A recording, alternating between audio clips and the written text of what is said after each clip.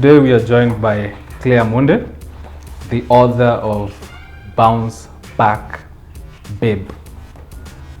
Bounce Back Babe. Yep.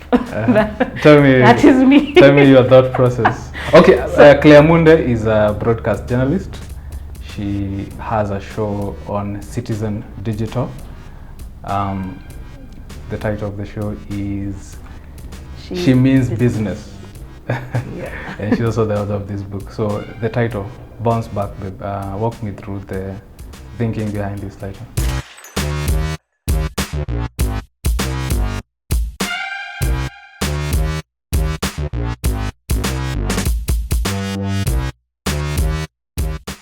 Thanks. First of all, thanks for having me, Eric. It's good to be here on the podcast. I've been watching you for a while, so it's good to be interacting with you. So Bounce Back Babe is just as the title suggests.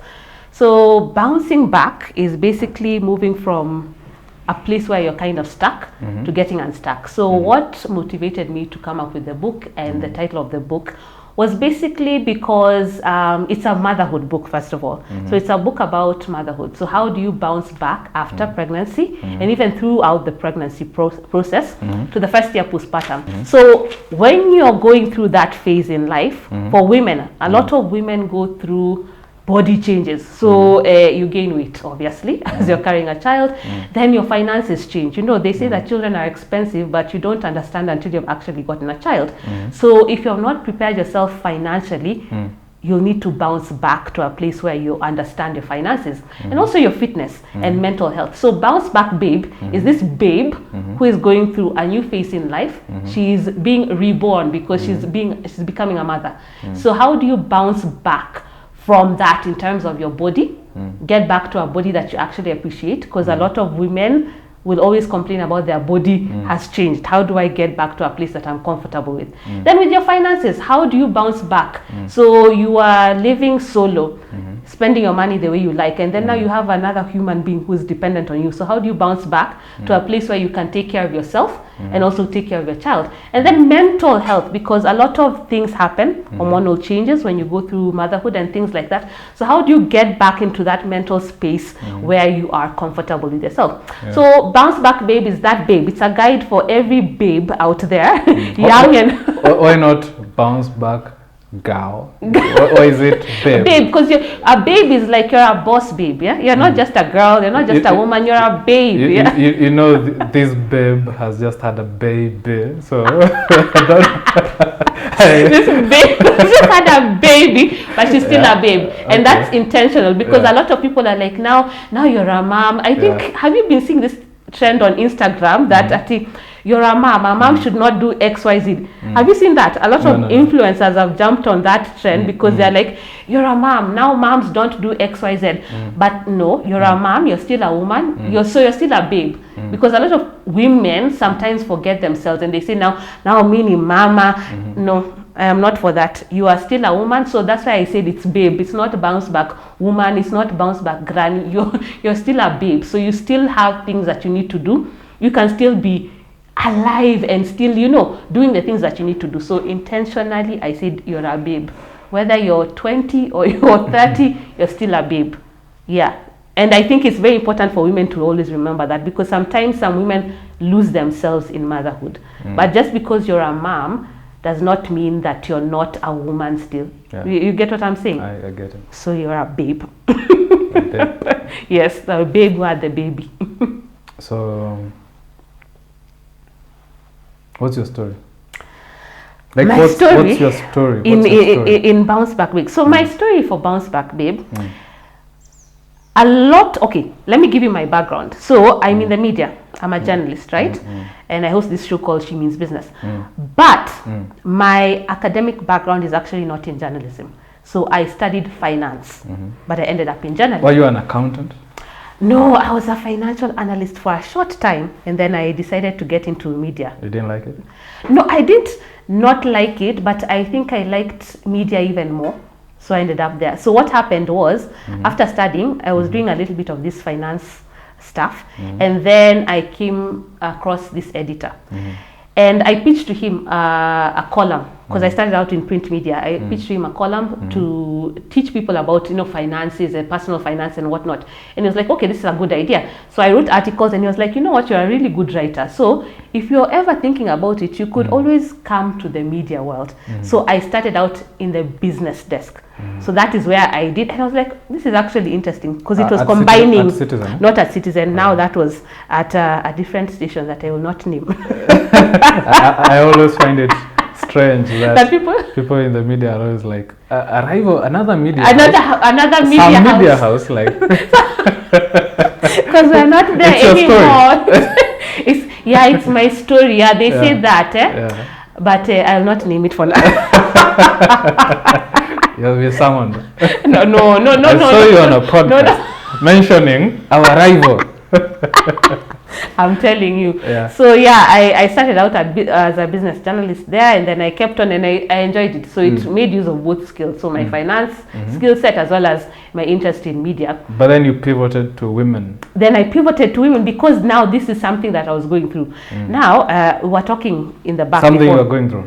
No. In the media, you have a show. Yes. Now for the women, I've always been into women's empowerment, and specifically financial empowerment for women, because I think it's very important. Whether you're married, whether you're not married, it's important to be your own woman. And what about fitness? Because I've seen 3 things. Yes. Fitness, finance, mental health. Yes. Fitness. You couldn't find an F for mental health. What is the F for? Because you've done BBB. Yeah. I couldn't finance. I know, I couldn't find the F to make it simple. But we could think about it.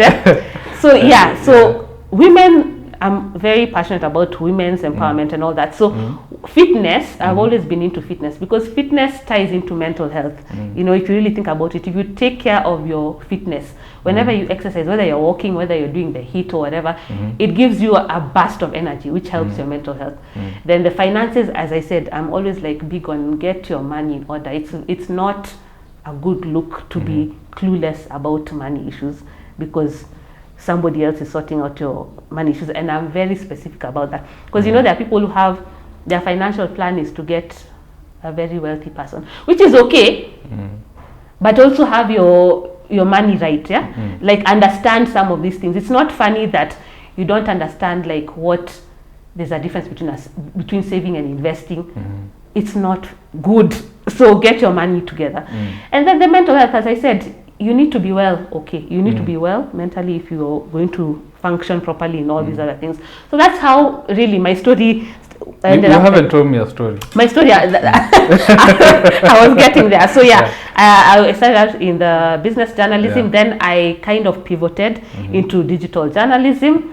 And then now, as I did the digital journalism, I said, you know what, I need to put more time into this women's matters, because I've always been passionate about it. So that's how I ended up creating the She Means Business show, because I was like, a lot of women are doing amazing things here.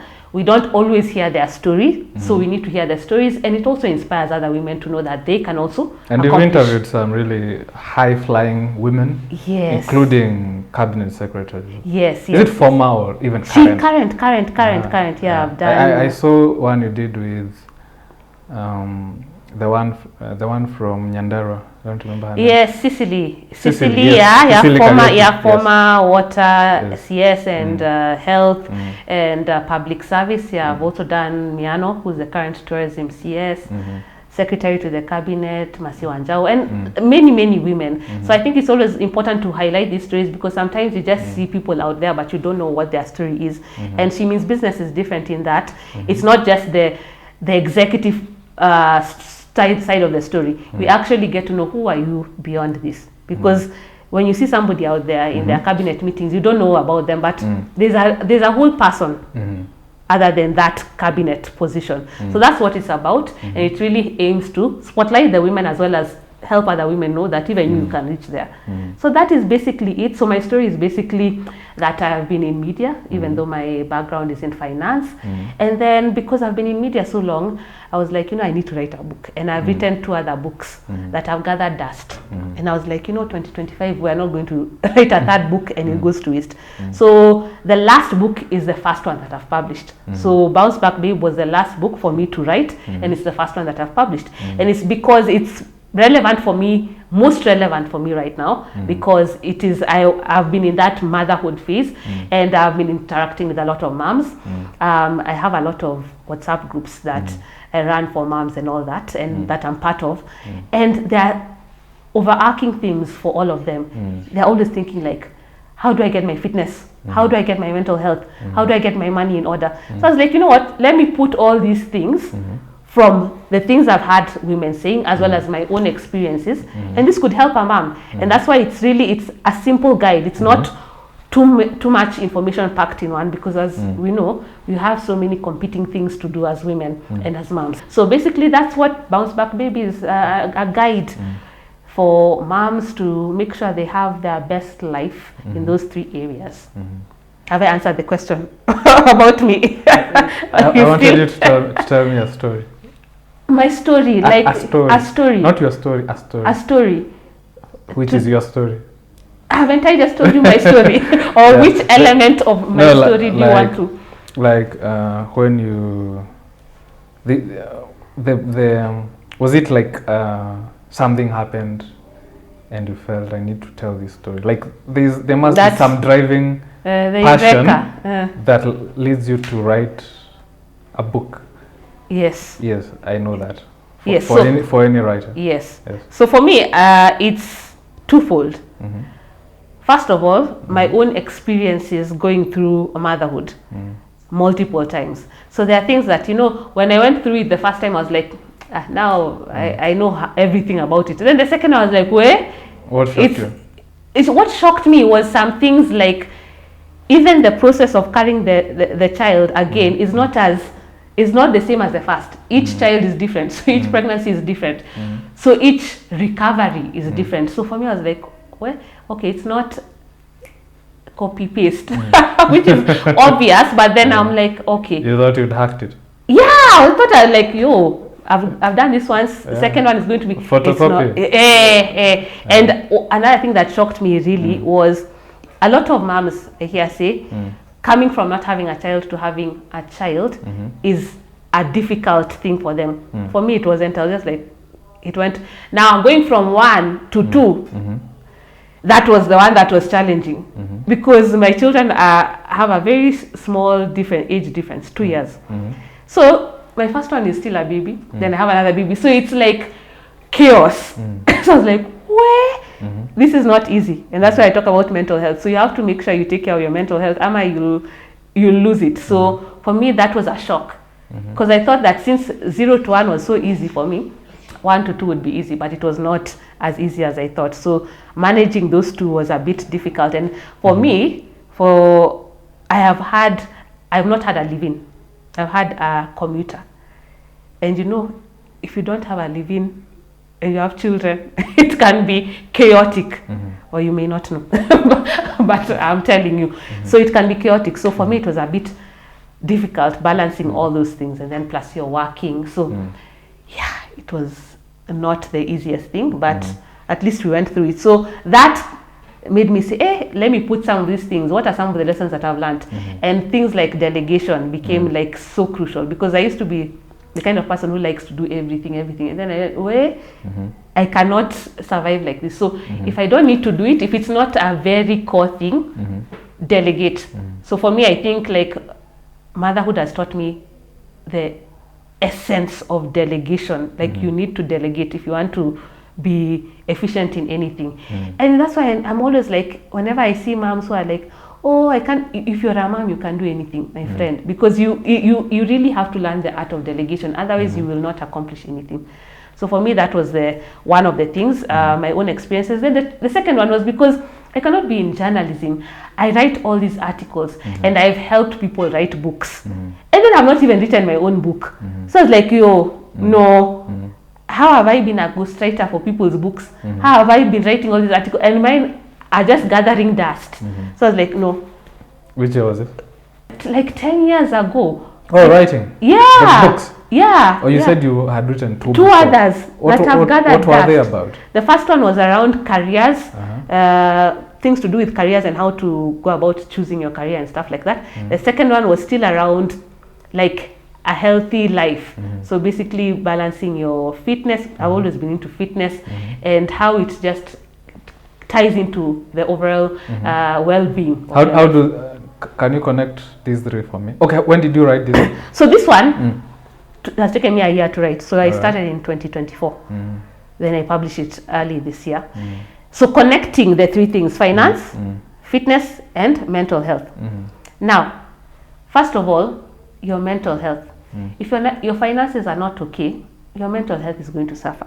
So it's very important to take care of your finances. So how do you make sure, even with however much you get, whether it's 1,000 bob, whether it's 1,000,000, how do you take care of that money so that it can multiply? If you're not okay financially, then things don't work. So finances is very important because they say that if you're not okay financially, nothing works. Mental health. Now, if your finances are okay, that does not necessarily mean that you will be okay mentally. So that means like, how do you take care of yourself? How do you see yourself? How do you feed into yourself? So that self-care thing, it's misused sometimes, but it's important to take care of yourself. How do you just take time to do things for you? You get, because self-care is not selfish. You know what I'm saying? So that ties into, then the fitness. As I said, fitness gives a mental high. I don't know, do you exercise?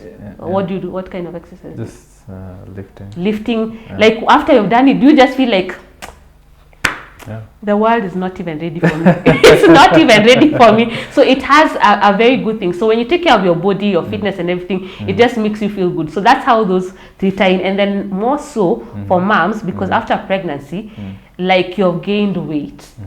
So if you don't take care of your fitness, then you start feeling like oh, I don't feel like my body has changed and whatnot. So how can you take care of your fitness so that you can get to a place where you appreciate yourself? And I usually say I have unpopular opinions.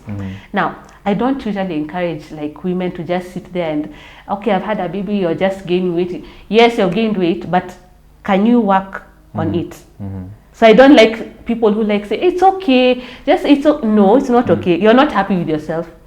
With the extra kilos that you've gained. So what can you do about it?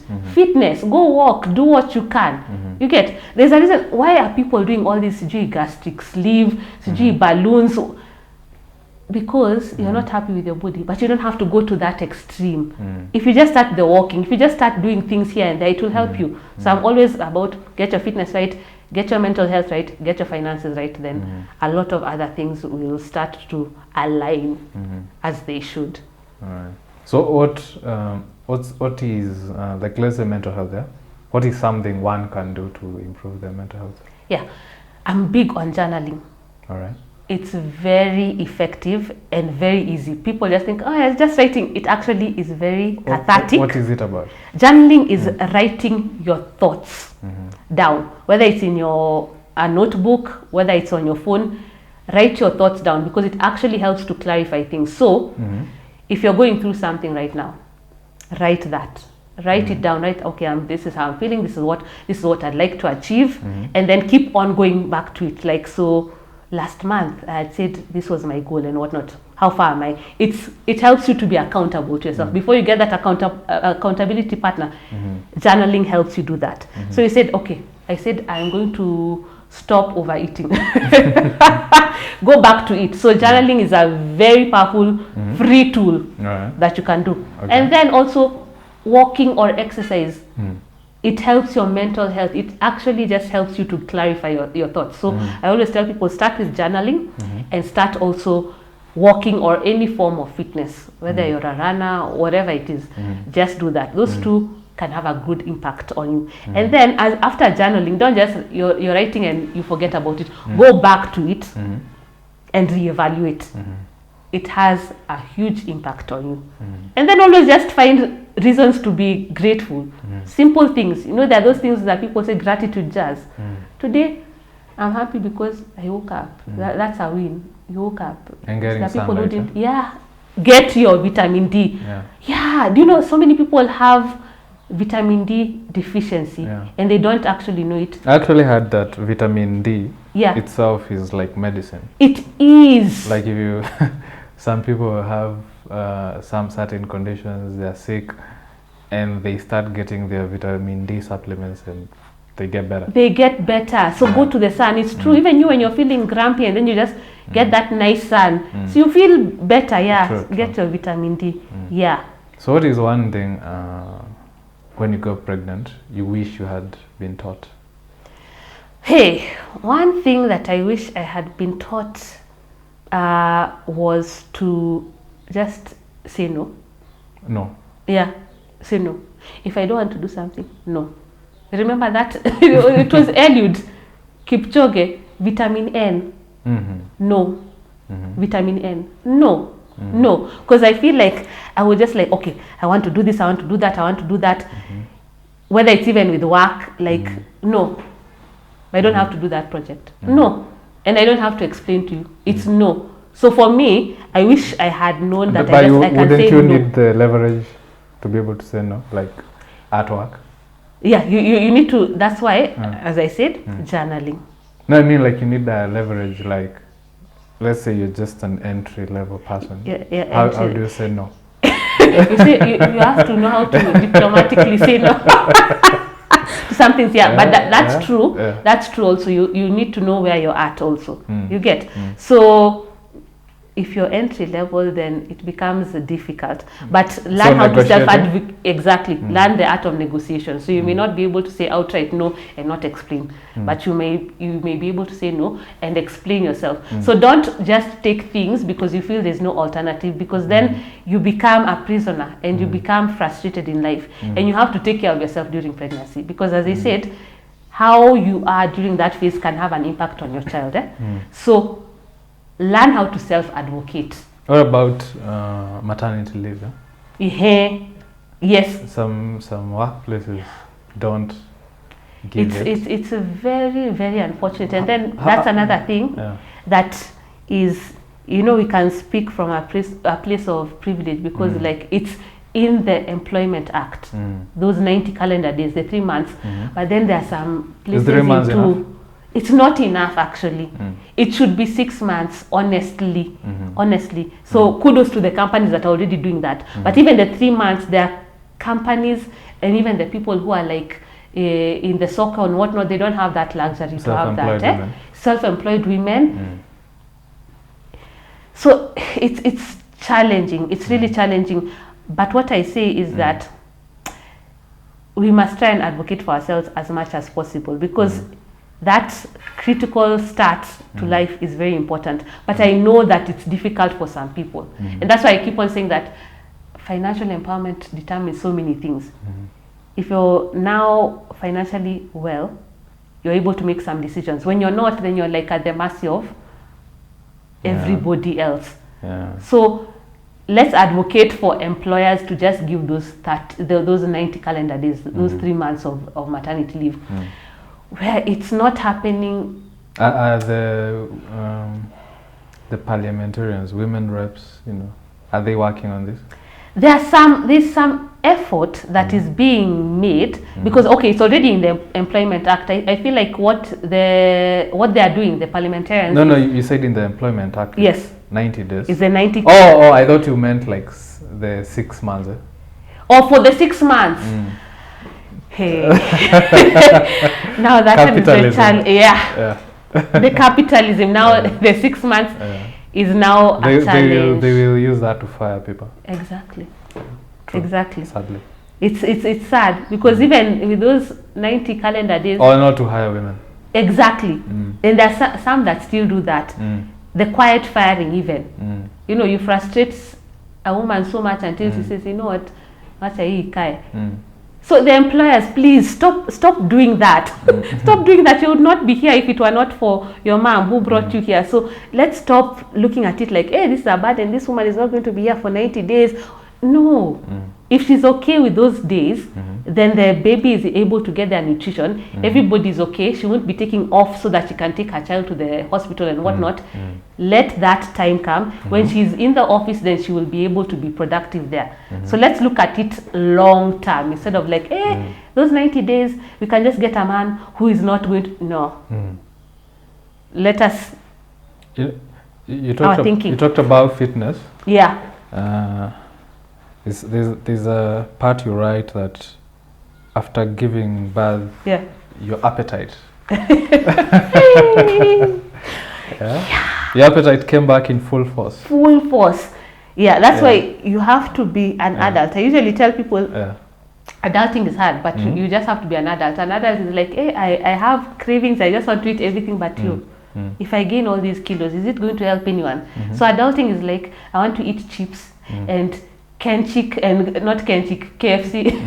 and all those things, but I'm not going to take it because I'm just going to balloon, and who is that going to help? So guys, when you've had a baby, you're supposed to drink for 2 but eat for 1, but we usually eat for 2. Drink for 1. Drink for 2. Yeah, you're supposed to drink for 2, okay. You're supposed to keep hydrated because as you're breastfeeding, all that is water. So you need to be hydrated. But then as we just eat for 2. You're not supposed to eat for 2, just drink for 2. When you're pregnant? When you're pregnant and you're breastfeeding. Isn't it, don't they say that it's cravings? It's cravings, but so then it's now the baby who wants it's the baby, but we take that to another. Maybe there's a science behind it. There's no science there. But yes, the hormones are all over the place. So I usually say, okay, don't now restrict yourself too much. Maybe if you don't eat, the delivery won't be as easy. Okay, I'm just thinking. I'm not saying don't eat. No, I mean if you don't eat as much as the baby wants. No, it will actually be hard if you overeat. Really? Because if you're overweight, it becomes. So like I'm just asking. So if you never used to eat as much, and then when you're pregnant, you have the urge to eat a lot, shouldn't you listen to your body? To a point. Not extreme, because yes, your hormones will just be all over the place, and you're like, I'm craving this, let me just eat it. But then at a point, just say, hey, let's stop. So I'm not saying never take that fried chicken. You can take it, but now if you're taking 6 pieces of chicken every day, honestly, ata kama it's craving. 6 pieces. Yeah, you must be rich. Eric, you've already now seen the other side. No, we are talking about chicken here. I've already seen. Or is that in your finances? That's finance. Take care of your finances. But that's somebody who's already taken care of. So they need fitness and mental health. Yeah. Alright.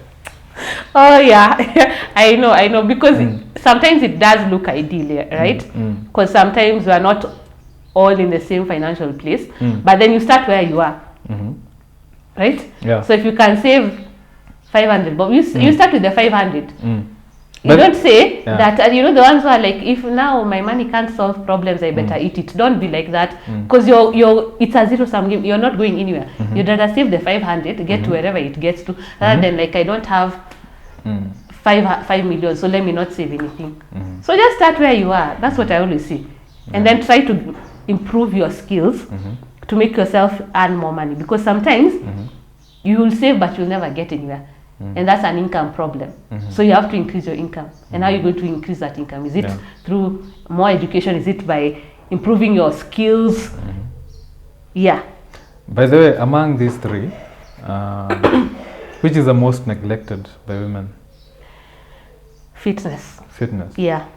Not mental health. No. Fitness. I find many women can just be like, fitness is not my thing. Me, I don't. It's just not my thing. But many women are woke when it comes to their mental health. They're like, I'm not feeling okay. Either I'm going to see somebody or I'm going to take my time. So I find women are woke when it comes to their sharing with friends, and then share with the right friends, because there are other people who will make your mental health even deteriorate more, because they are not the right people. But fitness is where it's a lot of people neglect. So there's a demographic that are into the fitness, but then there are others who are just not interested in it. But mental health, a lot more are paying attention to, like, there's something wrong here. There's something wrong. What about women who are like alone, loneliness? What do you do? Like, Isn't that going to make pregnancy and after having a child very difficult to bounce back? Yeah. Because you're alone. You're alone, yeah. That's why build a community. Sometimes you have the community already. You might have your partner, but not everybody has their partner. You might have your mom or your dad or whatever around you. You may not have. But the good thing, thank God, is that we can build a community. So even if you don't have your mom there, even if you don't have a partner, a husband or whatever, you can build a community, and that looks like... How does one do that? As an introvert? As an introvert, you can still reach out to other people. So whether you're in church, whether you have some kind of grouping that you're in, whether it's at work, whether you're in business, you interact with people in one way or another. Even if you're an introvert, you talk to people in one way or another. So what you need to do is identify one or two people who are on the same vibration. I like to call it same vibration as you, that now are also in the motherhood journey. Okay. Start opening up to them. Then you can take it up from there. Because imagine there are people, whether you're introverted or extrovert, there are people who are in the same vibration as you, whom you can interact with. So you can never be alone, and refuse to be alone. Because if you walk alone, it's going to be a very frustrating journey. And that depression can come very easily. So reach out. Being an introvert is not an excuse. There are people who are just like you. There are other introverts just like you who are also saying, even me, no. And you can get along very well. So whether you have family, whether you have partner, you can create your own tribe, and that's a wonderful thing. What are some common misconceptions in terms of pregnancy or what? Like people think this way, but it's actually not true. Maybe even you thought that way, and then you had the experience, and you had the shock of your life.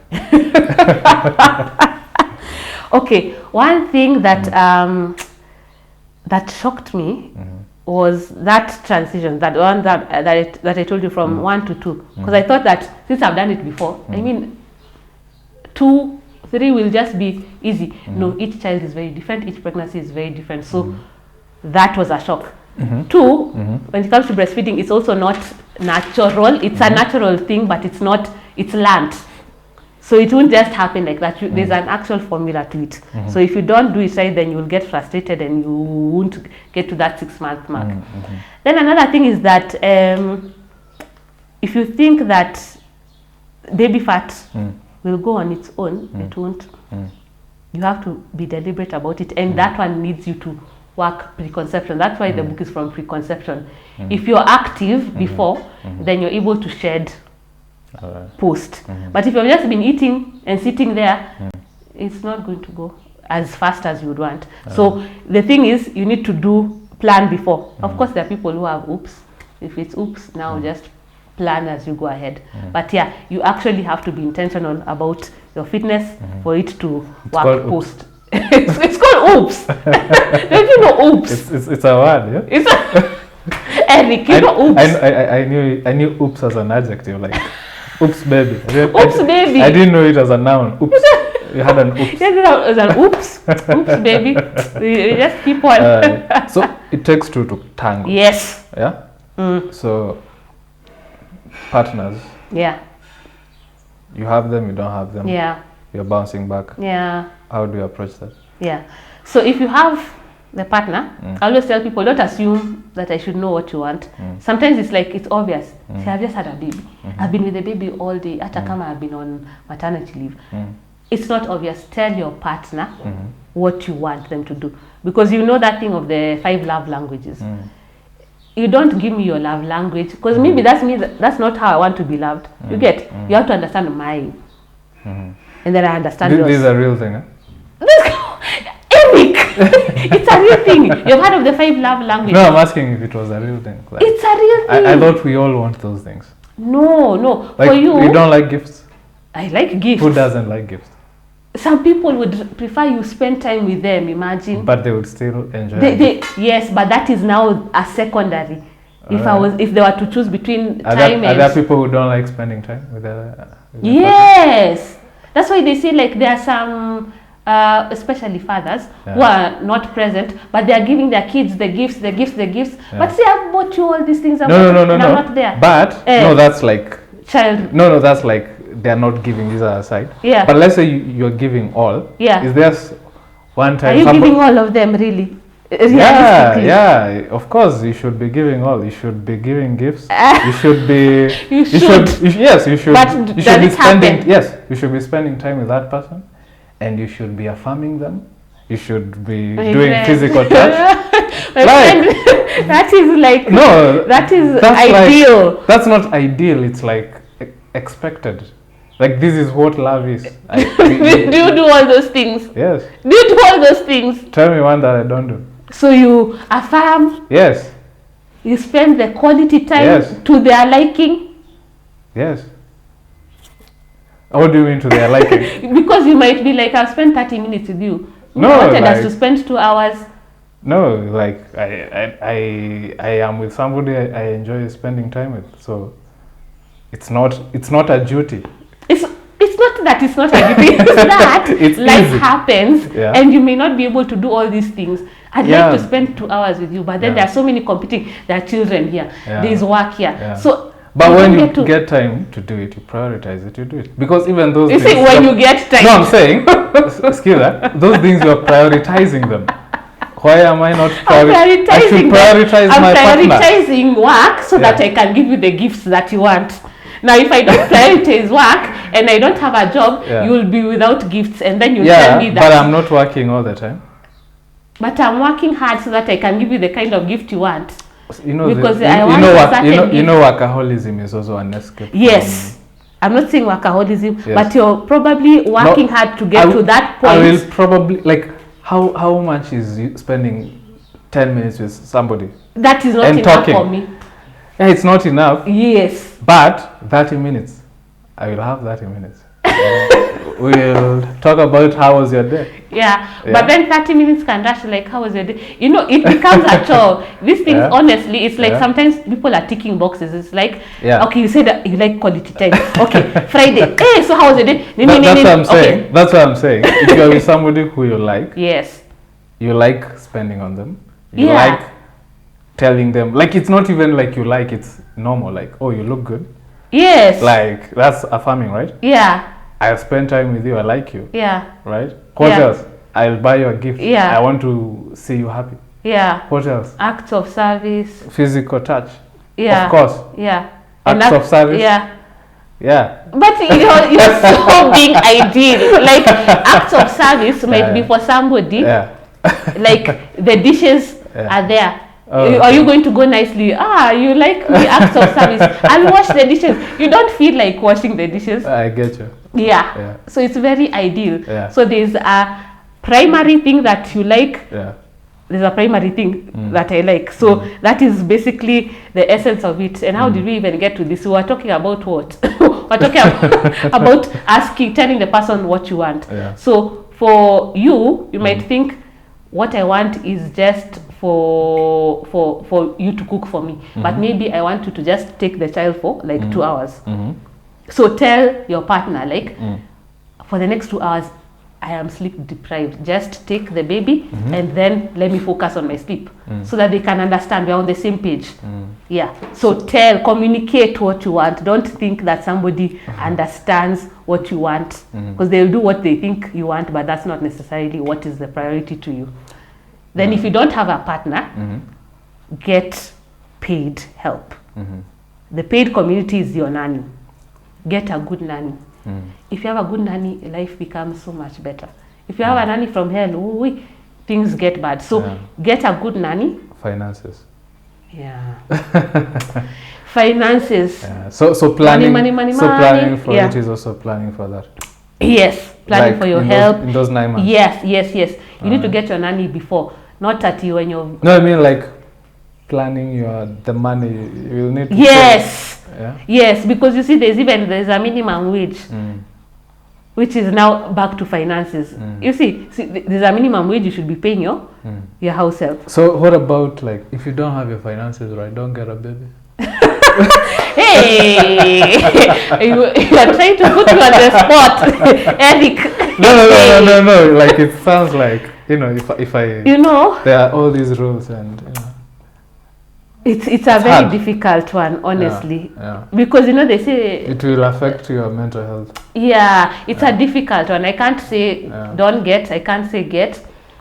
But just know that if you get and you're not really in the right space, it's going to be difficult. Because you see the mtoto comes with their sahani, but the sahani is empty. So if you're just going to be there, mtoto anakuja na sahani yake, my friend, it's empty. You will be suffering there. So I'm not saying don't get, because children are a blessing. Period, point. But you will have a difficult time if, Is there a room for spirituality? Yes, very much. Yeah.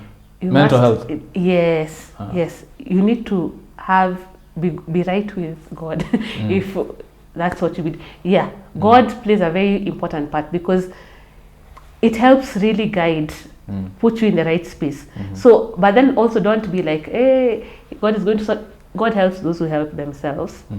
So faith without action is dead, right? So that means you must be doing the work. So if it's looking for work, if it's use your hands however you want. Whether it's a business, whatever it is, do something and God will partner with you. So spirituality is very important. God should be at the center of everything because also you want to raise your children in those ways. So let's come back to the book. Research. Yeah. The research that went into the book was multiple-fold. So first of all, I wanted to know what do moms want to hear about, because I can be telling you my story, but is that what you want to hear? So as I said, I'm in a number of groups and I also run a number of groups for moms. So I reached out to them and I asked them, if you were to read a book on motherhood, what would you want to read about? So they told me what they wanted. Then I had focus groups because I don't want to just hear people who are like within my circles. There are so many demographics of women. So I came up with a number of focus groups, at least 4 focus groups of moms from different demographics. And I was just getting to know, like, what are the things that bother you most? What are your pain points as moms? So I got to hear from them, and I also realized, there are some of these things that I'd even forgotten about, that even me, I had struggled with. But now that you've talked about it, that's something I need to add in the book. So focus groups, the people within my circles, both online and also my friends. And then I also did my research. So I was just looking around online. I read a number of books and a lot of content from there, and I put it all together, of course, with my story as well. Yeah. Did you unlearn something when you were working on this book? Good question. Did I unlearn something? Let me see. Yes. I think. And then did you learn? Yeah. And learning, I learned the need for perfection. Like, it's my story, it's the story of other women, and that's that. I don't have to keep on, because I can obsess. Okay, is this okay? Is this okay? And I let go of how will it come out, because when you write a book, this is your story. I've just laid it there. I'm like, what will people say? So I unlearned caring too much about what people will say, because it's my story and that's what it is. So that is something that I learned. What I learned was that there are a lot of skills that I have and moms in general have, but they look down on their ability to really pivot. So a lot of moms will be like, I've just been probably at home for this number of months and whatnot. Can I really get back to the workplace? But I realized, what? I learned that what you learn in motherhood can be transferred into the workplace, and even in a bigger scale. As I said at the beginning, if you can be a mom, you can do anything else, because there's a lot. Taking care of human beings, my goodness. Yeah, so that is what I learned, that you actually are so equipped beyond your thoughts. Yeah. What about publishing, the process? Publishing was quite simple for me because it was a self-published book. I have a lot of friends who are authors and everything. And for the first remember I had written 2 books which I have not published. Those many years ago, I'd taken the manuscript to somebody and to a publisher, and it took forever. So I said, this one, I'm not even going to bother. And you know, it's become such a democratic space right now. You can self-publish. So I didn't even think of taking it to a publisher. I just knew I'm going to self-publish. I have friends who have gone through the process. They told me what it was like. So it was seamless. So I got an editor. Because as much as I'm an editor, you don't edit your own books really. So I had an editor, I had the designer guy who did the layout and the cover and everything. And what else? Basically that was it. Then I got the person to print, who a couple of my author friends had given me the recommendation. And it was good to go. So for me it was very simple. Then did you do a launch first or? Yeah, so or you just released it first? No. I did pre-launch hype. So experience just from the media and everything, you need to hype something before. So like 3 months before the actual launch, I was doing pre-launch. How are you selling? No. It was you can do pre-orders. Then when the actual book is launched, you'll get. So there were some pre-orders. And then now when it was launched, they could get their copies. So pre-launch pre-orders as well as pre-launch webinars. So I did like 4 pre-launch webinars just to get people knowing about the book, aware of the book. Then I did the launch, and then now we started selling and all that. So it's always important, I think, to do pre-launch hype so that people. You're very organized. Yeah. Motherhood. It's motherhood. It's motherhood. It's motherhood. It's a superpower. It's a superpower. All right. So I need you to look for a good passage. Yeah. You can read for us. Okay, let's see. Let me see which. I think mostly the beginnings of the chapters. Beginning. Let me see. Based on what I've seen. Let me talk about the health system in Kenya. So mistrust in the health system isn't just a Kenyan or African issue, it's a global one. As a journalist, hardly a month goes by without a story crossing my desk about a scandal in healthcare, whether at a national hospital or a small facility in a remote, marginalized village.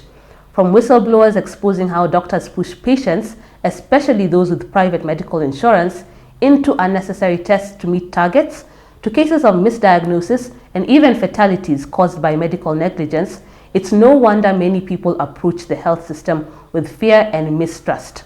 If you're clear about when you want to begin your pregnancy journey, don't walk it alone. Start shopping for a personal OBGYN if you don't already have one. Once you've identified a doctor, schedule a full body checkup, including a pelvic exam to assess your reproductive health. Wow. So basically, try and plan. If you can plan before, you see, there are scandals every time. And even as I was writing this book, right now, there's already another scandal as we speak in the health sector. You know it. So there every time there's something. And you know, when it comes to pregnancy, the health system, it's such a sensitive thing. So everybody is always like, I'm very skeptical about the health system. So if you can plan, start working with an OBGYN, it makes your life a lot easier. If it's oops, well, it happened, but you can start that journey again, because there's a scandal, not a scandal, let me not say scandal, but there's an issue with the insurance companies right now that's going on in Kenya. So these things will always be there. Always be there. So try and plan your life as much as possible. And I always talk about that insurance. If you can, try and get it, because it kind of reduces your stress. Because kids have a lot of expenses. And if you have not planned for it, it can be a challenge. So yeah. And you know, somebody would know you are in the media based on how you've read it. Broadcasting voice. Broadcasting. Broadcasting. Oh yeah, Rick, yeah. So try and plan as much as you can, where you can. Of course, life happens, but when you can try, it makes life a lot easier. Yeah. All right. So thank you so much. Thank you. We should have had more time. Yes, I think we will have to do a part 2 because there are so many things we need to discuss. Even the things we have talked behind the tent, like this, it needs to be a podcast, right? Yes. So we will definitely do a part 2 if you will invite me again. Right? Because there are so many other things here we need to discuss when time allows. What's next? You know, I know you're selling the book. Yeah. And you know, are you already thinking of another? Yes, I'm thinking of another. Another one that will be more stories of moms.